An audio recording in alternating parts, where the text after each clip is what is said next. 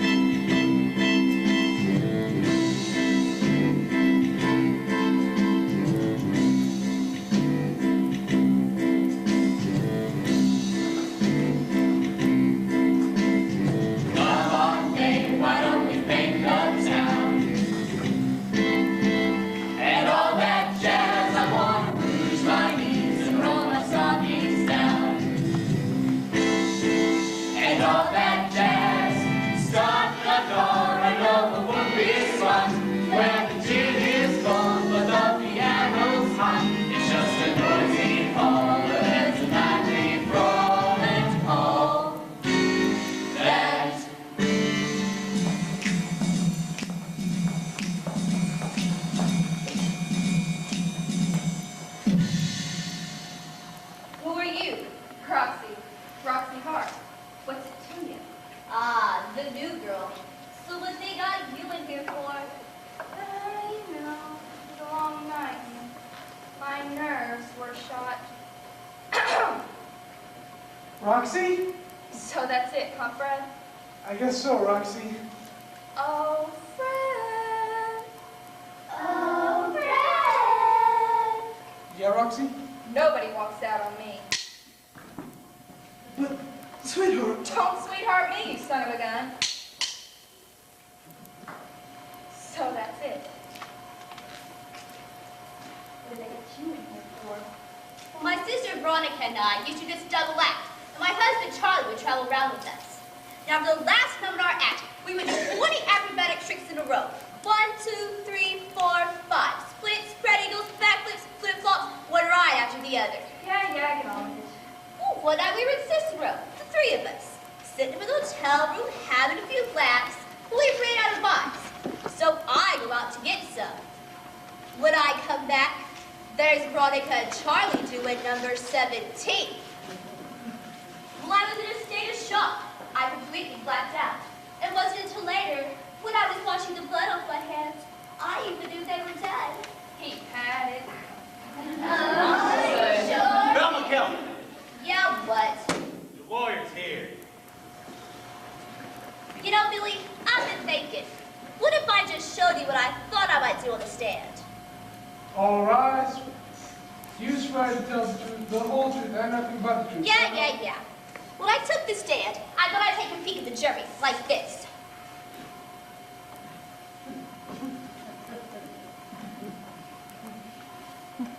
Then, I thought I'd cross my legs, like this.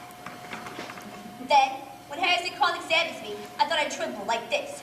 Oh, no, please, stop. Then I thought I'd get thirsty and say, please, someone, could I have a glass of water? Yeah. Get on with it. Well, then I thought I'd cry. Buckets. Only I don't have a handkerchief. That's what I have to ask for yours. I really like that part, don't you? Then I thought I'd get up and try to walk. Oh, but I'm too weak. And I slump, and I slump, and I slump, until finally, I faint. Not guilty, sweetie. Billy is sober. Freedom at last. Yeah, now I get to do the same thing for Roxy. Ladies and gentlemen, presenting the silver-tongued king of the courtroom, the one, the only, Mr. Billy Flynn. Billy, you came. Yeah, so the press. Now listen, in a couple of minutes there's going to be a bunch of reporters in here. And that sob sister from the Evening Star's coming. I don't think we'll have much trouble out of her. She'll swallow hook, line, and sinker. Her name is Mary Sunshine. Mr. Flynn, the reporters are here. Let him in, Butch. You ready, Roxy? I'm so glad you all came. I guess you all want to know why I shot the louse. Roxy, act like a dummy. You sit on my lap, I'll do all the talking. Mr. Billy Flynn sings the press conference rag. Goes that mountain never moves. Almost.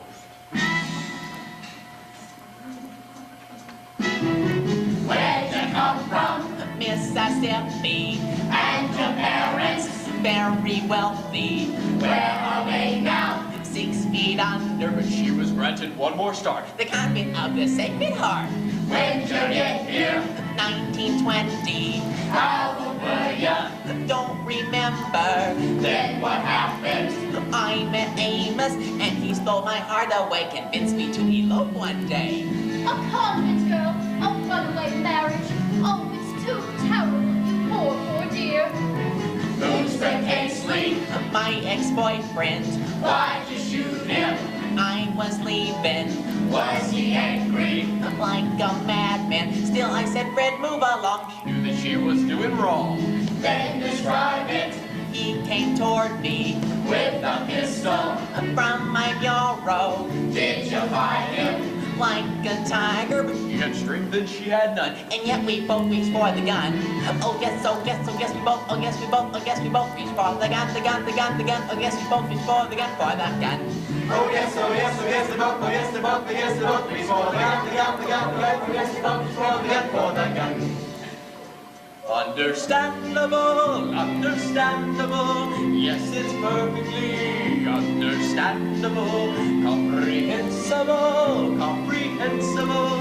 Not of is reprehensible. It's so defensible. How you feeling?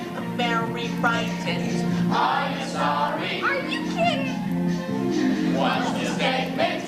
All I say is, though my choo-choo jumped the track, I give my life to bring him back and stay away from What? jazz and liquor And? the men who What? play for fun. And what? That's the thought that Yeah. came upon me Where? when we both reached for the gun.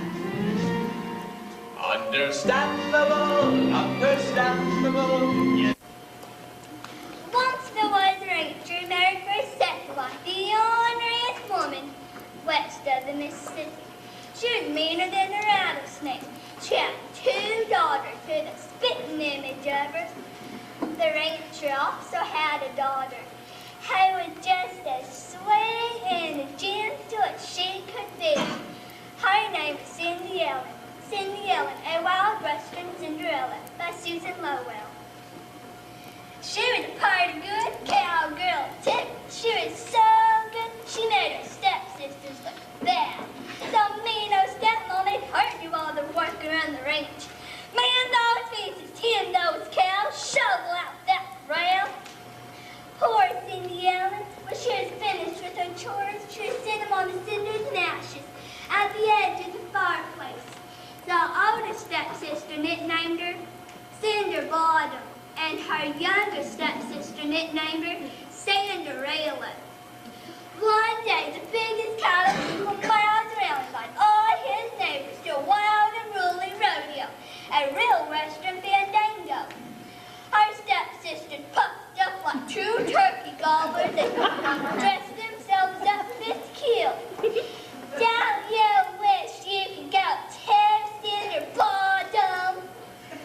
Oh, you're just poking fun at me. Yeah, right.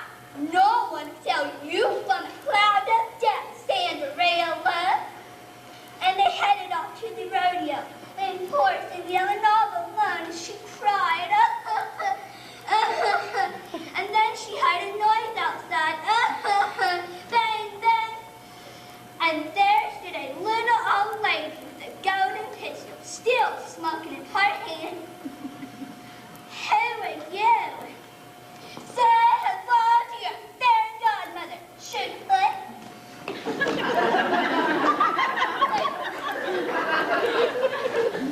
What's the matter with you, honey? You're about as down and dirty as a flop-eared hound dog. Stand up straight.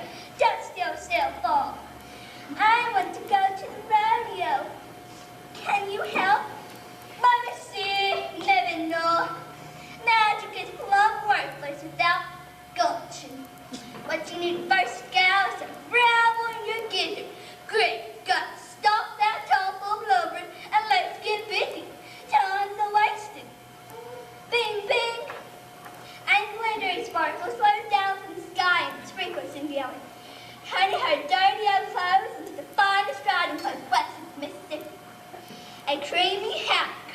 dreadlocks, down in her buckskin chaps circled her legs, little pair of cowboy boots hugged her feet like gloves, and she had little down spurs in the heel of each boot. Now, words that horse yellers. Bing, bing, and Cindy's little red horse turned to a silver sparkling horse. Well now, remember, Miss Cindy, parading is at parading does. Be home by midnight, gal, you'll be sorry. But Cindy promised, and she headed off to the rodeo. And cheer on, everyone turned to look at the dazzling stranger on the silver horse. The rich ranger son of rodeo champion by the name of Joe Prince walked up Cindy Ellen. Pleased to meet you, ma'am. Likewise. Then Cindy Ellen climbed her horse again, and with a finger, a wedding ring, and a butterfly, she won the trip roping event. Then her and her little horse really burned the breeze. They kicked the jackass right off the trail, and their shadow 20 miles behind them. They even won the horse race and beat Joe Prince. Oh, Joe didn't seem to care. Anyway, he rode hard as Cindy Ellen right up to a quarter of 12 that night. Cindy remembered her godmother's warning when God came home. On the way, she lost a spur. Oh, Joe hastened up out of the stand and dusted it off. Meanwhile, back at the ranch, not a particle remained of Cindy's gorgeous outfit, except for the second golden spur that she tucked away in her hip pocket.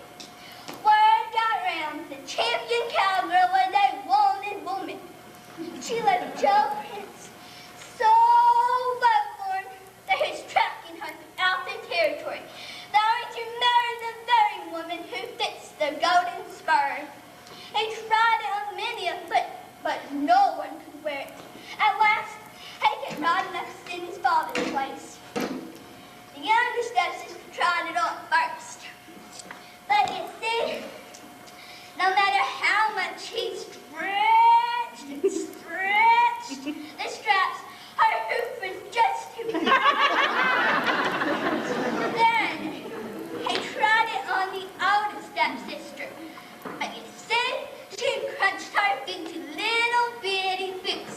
And so for almost an instant, the spur almost fitted. And her toes popped out like puppies out of a basket. Sorry. And Joe headed for the door. My turn, said a voice that stopped him in his tracks. And even though her stepsister about died of laughing, Joe and Cindy have her turn fair and square. When he tried it on, the spur fit perfectly. And she pulled out the second one and slid it on. Bing, bing! Glittering sparkles flowed down from the sky, turned Cindy's caught into satin, bring fly a twinkle in Joe's eye. Joe Prince and Cindy Ellen got hitched and lived happily ever after. And ranch house for rodeo trophies and love. Her family moved to town where her stepsister buried city slickers. Well, her little red horse kept his silver sparkling coat until the end of his days. Boy, I can't believe it's my last NRT. I didn't think it was this year. Hey, guys. Hey! What? Just awesome! And? What are we doing? Well, as of right now, we're trying to figure out what you're thinking. Okay. We're performing an RT. Yes! Who's not here? Tanya? Naturally. But who else? Amber? No, she just never calls. Good point. Mr. Blackman. Finally. So, what's your point? He's not here to tell us what we're doing wrong. So that means on-stage focus! I did not know you, but I've seen your face.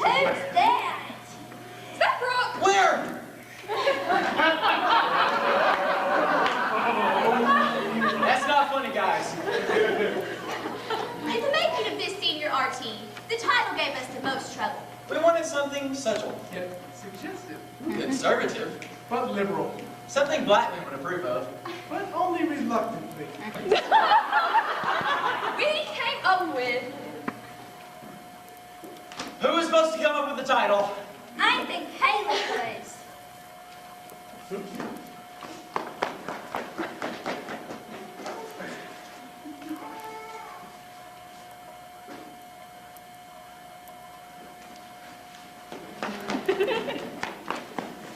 No, Maggie, no.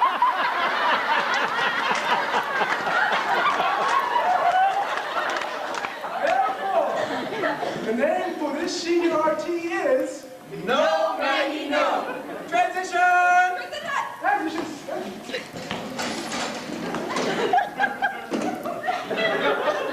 Have you ever been sitting in a somewhat quiet room when someone just randomly yells out, Puerto Rico!